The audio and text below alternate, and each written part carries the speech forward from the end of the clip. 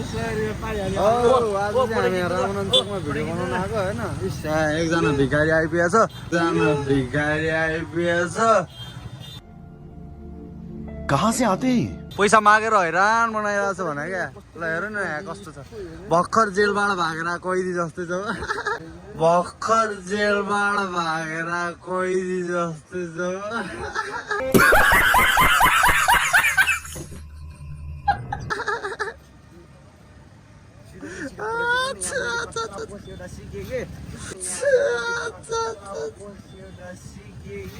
मारो हमको जिंदा मत छोड़ो सालो।